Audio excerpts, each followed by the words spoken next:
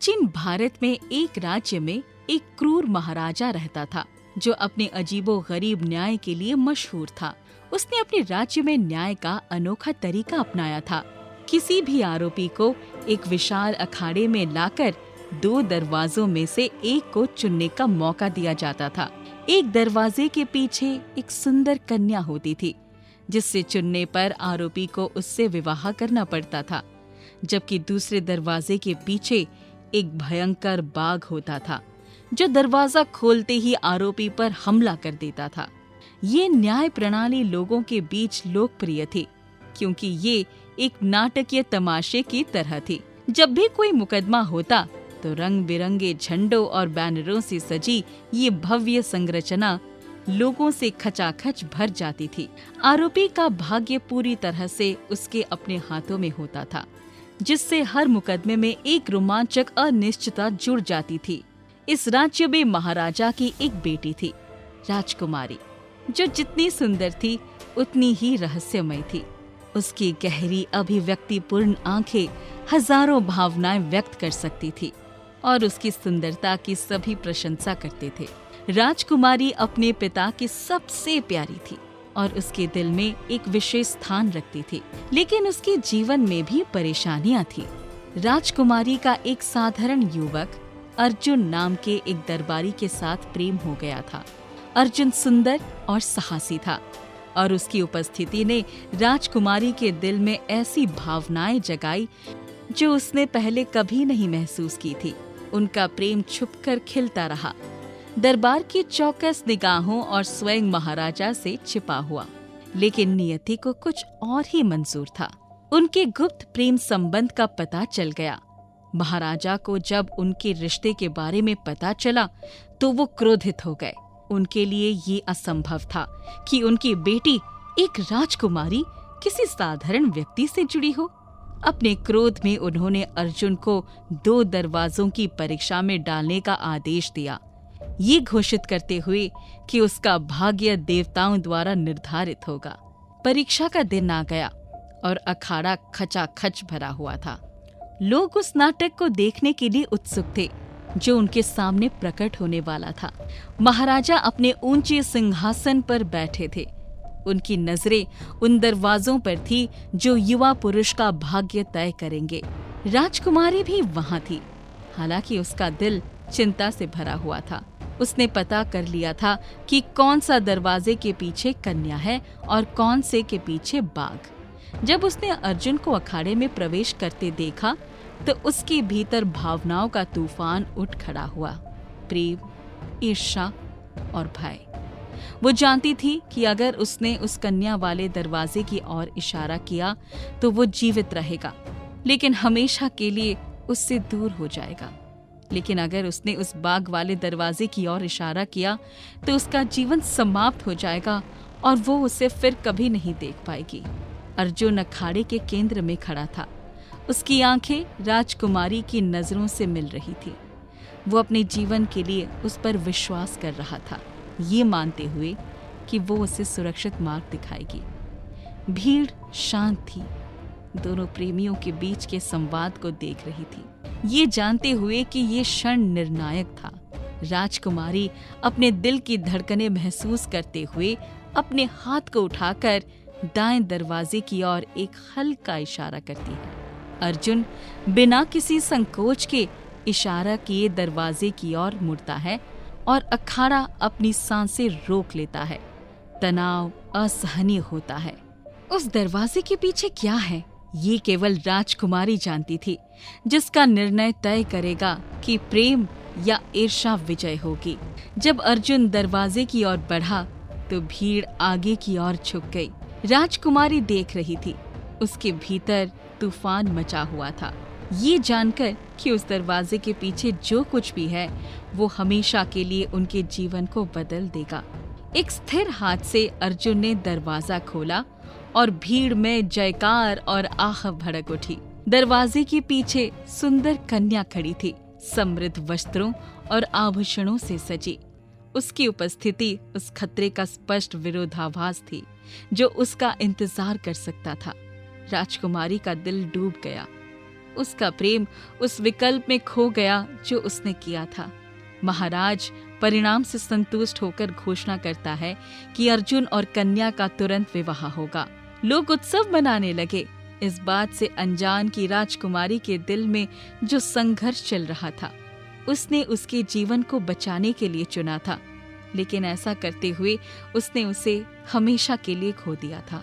जैसे जैसे उत्सव चलता रहा, राजकुमारी चुपचाप महल के शांत कोनों में चली गई, जहां वो शांति पाने की कोशिश करती है। वो जानती थी कि उसका निर्णय सही था, लेकिन अर्जुन को खोने का दर्द वो जीवन भर अपने साथ लेकर चलेगी। एक बार की बात है, एक गांव में निशा और राहुल अपने माता पिता के साथ रहा करते थे। उनका छोटा सा सुखी परिवार था और वो लोग चैन से जी रहे थे। मगर फिर एक दिन एक दुर्घटना में उनके माता पिता की मौत हो गई और उनके फूफा उन्हें अपने साथ शहर ले गए।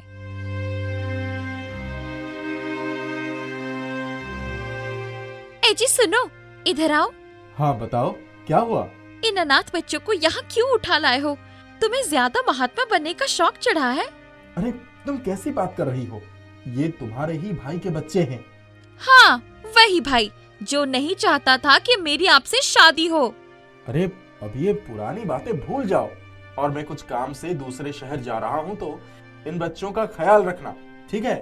गगन ये कहकर कुछ दिनों के लिए काम से चला जाता है। इधर मोहिनी उन दोनों बच्चों को घर से निकालने की तरकीब सोचने लगती है। ए निशा, इधर आ। जी बुआ बताइए। देख, तेरे फूफा तो नहीं कह पाए, इसलिए मैं कह रही हूँ। हम इतने अमीर नहीं हैं कि तेरा और तेरे भाई का खर्चा उठा सके, इसलिए तू कुछ काम कर और पैसे कमा, वरना यहाँ से चली जा। पर बुआ मैं कैसे? मुझे कुछ नहीं पता। अगर इस घर में रहना है तो पैसे लेकर आ, वरना अपना बोरिया बिस्तर बांध ले। मोहिनी ने सोचा था कि ऐसा करने से निशा घर से चली जाएगी, पर निशा को खीर बनाना आती थी, तो वो अपने घर से लाए थोड़े से पैसों से खीर का सामान लाती है और घर के बाहर ही बैठकर खीर बेचना शुरू कर देती है।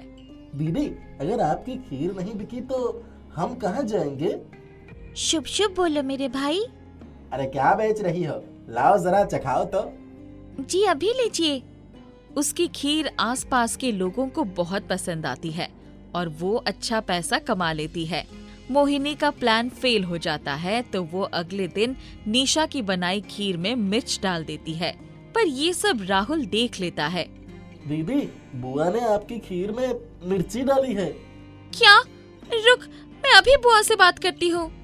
निशा जाकर जब मोहिनी से ये बात कहती है तो मोहिनी गुस्सा हो जाती है। साली, तेरी इतनी हिम्मत कि मुझ पर इल्जाम लगाए? निकल जा मेरे घर से। अब मुझे तेरा पैसा नहीं चाहिए। और मिर्च की बात कर रही थी ना तू? ये ले पकड़, ये मिर्च ही खा लेना। चल भाग यहाँ से। अरे पर बुआ। निकलती है या धक्का देके निकालूं? निशा और राहुल मिर्च लेकर घर से निकल जाते हैं। वो रोते हुए जा रहे होते हैं, तभी उनको रास्ते में एक साधु महाराज मिलते हैं। बेटी, कुछ खाने को दे दो। हमारे पास खुद कुछ नहीं है, बस ये मिर्च है। उसका क्या करेंगे आप? इसकी तो खीर बन सकती है। मिर्च की भला खीर कैसे बन सकती है? चलो मैं बताता हूँ। वो साधु महाराज ईंटों से एक चूल्हा बनाते हैं और कूड़े से आग जलाते हैं। फिर पास में पड़े एक टूटे बर्तन को लेकर उसमें मिर्च चढ़ा देते हैं। थोड़ी ही देर बाद उसमें से बहुत अच्छी खुशबू आने लगती है। अरे ये तो सचमुच खीर बनकर तैयार हो गई। कमाल हो गया। मैं जानता हूँ कि तुम लोग किसी दुविधा से गुजर रहे हो, इसीलिए ये जादुई मिर्ची खीर तुम्हारे ही लिए है। इससे तुम अपना जीवन सुधार सकते हो। आपका बहुत बहुत धन्यवाद साधु महाराज। सबसे पहले इसे आप ही खाइए साधु महाराज। हम तीनों मिलकर खाएंगे। वो तीनों मिलकर उस जादुई मिर्च खीर को खाते हैं और देखते हैं कि वो खत्म ही नहीं हो रही है। ये देखकर राहुल बहुत खुश होता है और कहता है, अरे वाह, ये खीर तो सचमुच जादुई है। ये तो खत्म ही नहीं हो रही है। हम आपका जितना धन्यवाद करें उतना कम है साधु महाराज। तभी वो दोनों नोटिस करते हैं कि साधु महाराज वहाँ से गायब हो चुके हैं वो दोनों लोग हाथ जोड़ते हैं। इस दौरान लोग उनकी खीर की खुशबू से वहाँ दौड़े चले आते हैं और उनकी खीर खरीदते हैं। अरे बेटा, ये खीर तो बड़ी स्वादिष्ट लग रही है। कितने की बेच रही हो? मैं खीर बेच नहीं रही हूँ, मैं तो बस 100 रुपए की है। दीदी, आप भूल गई क्या? आप बेचने ही तो बैठी हैं। अच्छा हाँ हाँ हाँ, माफ कीजिएगा, ये लीजिए खीर। ये किस चीज की खीर है?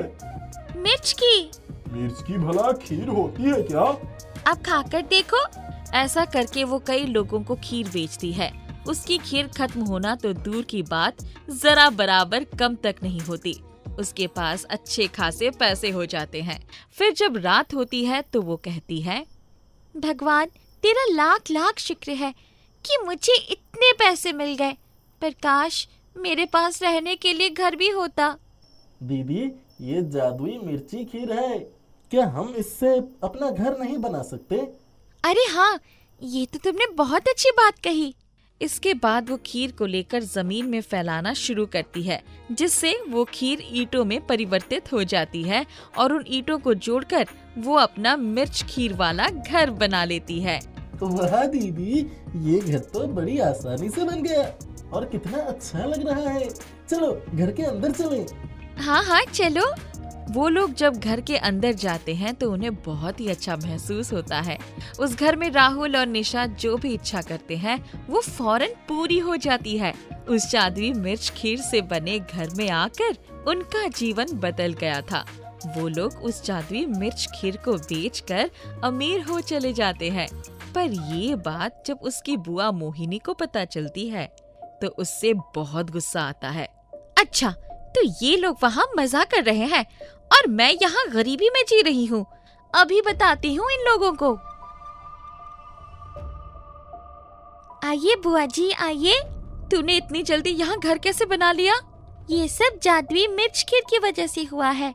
आपने जिस मिर्च के साथ हमें घर से निकाला था, उसी मिर्च का इस्तेमाल करके एक साधु महाराज ने ये जादुई मिर्ची खीर बना दी और इस जादुई मिर्ची खीर ने हमें ये घर दिया है। अरे वाह! हाँ, और आप इस खीर से जो चाहे मांगे, ये आपकी इच्छा भी पूरी कर सकती है। अच्छा, ऐसा? मोहिनी उस खीर से अपने लिए सोना और हीरे के हार मांगती है तो वो सामने प्रकट हो जाते हैं। ये देखकर मोहिनी को निशा की बातों पर पूरा यकीन हो जाता है और वो अचानक उठकर खड़ी होती है और कहती है, चल उठ फौरन, निकल इस घर से। ये अब क्या बोल रही है बुआ? बुआ, तो आप इसीलिए यहाँ आई थी? ज्यादा बकवास मत करो तुम दोनों और निकलो फौरन इस घर से। इस घर पर मेरा हक है। वो मिर्च मेरी थी तो उसकी जादुई खीर भी मेरी हुई और उससे बना ये घर भी।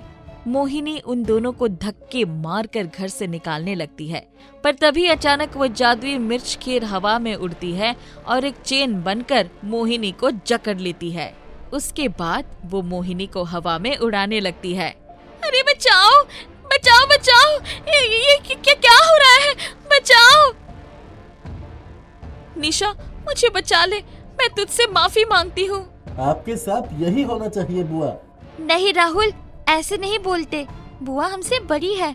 जादुई मिर्च खीर मेरी बुआ को अपनी गलती का एहसास हो गया है। इन्हें माफ कर दो और इन्हें छोड़ दो। निशा के ये कहते ही जादुई मिर्ची खीर मोहिनी को उठाकर घर से बाहर फेंक देती है। हाय, मैं मर गई। आज के बाद यहाँ कभी वापस नहीं आऊंगी। बड़ा मजा आया। मोहिनी उठती है और अपने कपड़े झाड़ते हुए वहाँ से भाग जाती है। उसके बाद से निशा और राहुल अपनी जादुई मिर्च खीर वाले घर में खुशी खुशी रहते हैं। पवन और मोहित दो दोस्त थे कि वो सुधर जाए और अच्छी जिंदगी गुजारे। पापा, मोहित अंकल कहाँ चले गए? कहीं नहीं मुन्ना, वो आ जाएंगे। तू चिंता ना कर। तू ये बता, तू खाएगा क्या? मैं दाल चावल खाऊंगा। ठीक है, अभी बनाता हूँ। पवन की पत्नी का स्वर्गवास हो चुका था, इसलिए वो अपने बेटे मुन्ना के साथ ही अकेले रहा करता था। देखते ही देखते 2 साल गुजर गए और मोहित जेल से छूट कर आ गया। तू आ गया मेरे भाई। तू मुझसे नाराज तो नहीं है ना? अरे नहीं, तेरी वजह से तो मैं सुधर पाया हूँ, वरना शायद जिंदगी भर गुंडागर्दी ही करता रहता। ऐसा है तो अच्छी बात है। आजा, बैठ। मैं तेरे लिए कुछ खाने पीने को लेकर आता हूँ। मोहित पवन के सामने ऐसा दिखाता है कि जैसे उसे बिल्कुल बुरा नहीं लगा, पर उसके मन में बदले की आग जल रही थी। वो पवन को किसी भी तरह से परेशान और बर्बाद करना चाहता था और उसे ये मौका बहुत जल्दी मिल भी जाता है। अरे मुन्ना, तेरी तो तबीयत एकदम ही बिगड़ गई है। चल तुझे अस्पताल लेकर चलता हूँ। हाँ पापा, पता नहीं अचानक क्या हो गया। अस्पताल दूसरे गांव में था, जहां जाने के लिए नदी पार करनी पड़ती थी। इसलिए पवन फौरन नदी किनारे पहुंचता है और अपनी नाव में बैठकर चल देता है। पर तभी वो देखता है कि उसकी नाव में छेद है। अरे, मेरे नाव में छेद कैसे हो गया? मुझे अब किसी और से मदद लेनी पड़ेगी। मोहित से बात करता हूँ। पवन मोहित से बात करता है, पर मोहित कहता है कि अब वो नाव चलाने का काम नहीं करता। तो उसके बाद वो बाकी नाव वालों के पास जाता है, पर वो सभी उसे कोई ना कोई बहाना बनाकर मना कर देते हैं। आज तेरी कोई मदद नहीं करेगा पवन, मैंने सबको मना कर दिया है। आज तेरा बेटा मरेगा तो तुझे तड़पता देखकर मेरे दिल को बहुत सुकून मिलेगा। पवन अपने बेटे के साथ वहीं नदी किनारे बैठ रो रहा था और बाकी सब जा चुके थे। तभी नदी में से एक मछली किनारे पर आती है। पवन उसे देखकर समझ जाता है कि वो भूखी है। अरे, मेरी जेब में तो सिर्फ ये मिर्च ही है। लो, ये खा लो। वो मछली अचानक एक जल परी में परिवर्तित हो जाती है और कहती है, तुम एक बहुत अच्छे इंसान हो पवन। इतने कष्ट में होते हुए भी तुम दूसरों की भूख के बारे में सोच रहे हो। मैं तुम्हें एक जादुई नाव दे रही हूँ, जाओ अपने बच्चे की जान बचा लो। ये कहकर वो जल परी उस मिर्च को नदी में फेंकती है और अगले ही पल वो मिर्च एक जादुई मिर्च नाव बन जाती है। पवन बहुत खुश होता है और जल परी का धन्यवाद करके अपने बेटे को नाव में बिठाता है। 2 सेकंड में वो उस पार पहुंचता है, पर तभी वो देखता है कि उसका बेटा ठीक हो चुका है। अरे मेरे बच्चे, तू ठीक हो गया? हाँ, हमारी नाव छोड़ देती है। मोहित एक छपक की आवाज के साथ नदी में गिरता है। फिर नाव उसके ऊपर आकर गिरती है और उसे डुबाने लगती है। बचाओ बचाओ, ये नाव मुझे मार डालेगी, बचाओ। मोहित की आवाज सुनकर वहाँ पर भीड़ इकट्ठी हो जाती है। अरे, ये क्या कर रही हो तुम जादुई नाव? रुक जाओ, मेरे दोस्त को छोड़ दो। जादुई मिर्च नाव मोहित को किनारे पर पटक देती है। अपनी इस नाव को यहाँ से कहीं दूर ले जाओ। मैंने इसका कुछ भी नहीं किया, पर आज ये मुझे मार ही देती। तभी अचानक जादुई मिर्च नाव बोल पड़ती है। पवन, ये तुम्हारा दोस्त नहीं है, दुश्मन है। इसने हर संभव कोशिश की मुझे खत्म करने की, पर जब नहीं कर पाया तो मुझ पर छलांग लगा रहा था। ये नाव बोलती भी है। मुझे माफ कर दो पवन, मैं बदले की आग में अंधा हो गया था, पर अब मुझे अपनी गलती समझ आ गई है। मैंने जो भी किया था तुम्हारे भले के लिए ही किया था। खैर, सुबह का भूला शाम को वापस आ जाए तो उसे भूला नहीं कहते। उस दिन के बाद से मोहित और पवन मिलजुल कर रहने लगते हैं।